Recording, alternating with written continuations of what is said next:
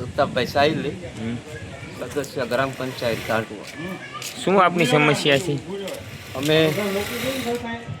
જનપ્રતિનિધિ હોવાને નાતે સરકારશ્રી જે સીબીડીસી સિસ્ટમ લઈ આવી છે તે સીબીડીસી જે લોકોએ કરેલ છે, હવે એ સીબીડીસી થઈ ગઈ એટલે ઉપરથી સાઈડ બંધ હોવાથી લોકો આજે 3 દિવસથી માલ લેવા હાટું ધક્કા ખાય છે.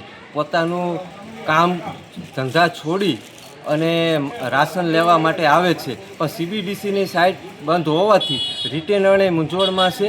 કેમ કે સીબીડીસીની સાઇટ ચાલુ ન થાય ત્યાં સુધી રિટેનર એમાં એન્ટ્રી પાડી ના શકે. એટલે સરકારશ્રીને અમારે વિનંતી છે કે જે પહેલાં બાયોમેટ્રિક સિસ્ટમથી રેશનિંગનો જથ્થો પૂરો પાડતા હતા અરજદારોને, તો એ જથ્થો મુજબ જ ચાલુ રાખે. અને બાયોમેટ્રિક સિસ્ટમ હતી તે સારી હતી કે ઘરનો કોઈ પણ એક મેમ્બર આવીને જથ્થો લઈ જતો પોતાનો જે મળવાપાત્ર થતો તે. પણ આ જ્યારથી સીબીડીસી આવી છે લોકો એટલા મૂંઝવણમાં છે કે સીબીડીસીમાં બધી પાસે સ્માર્ટફોને નથી.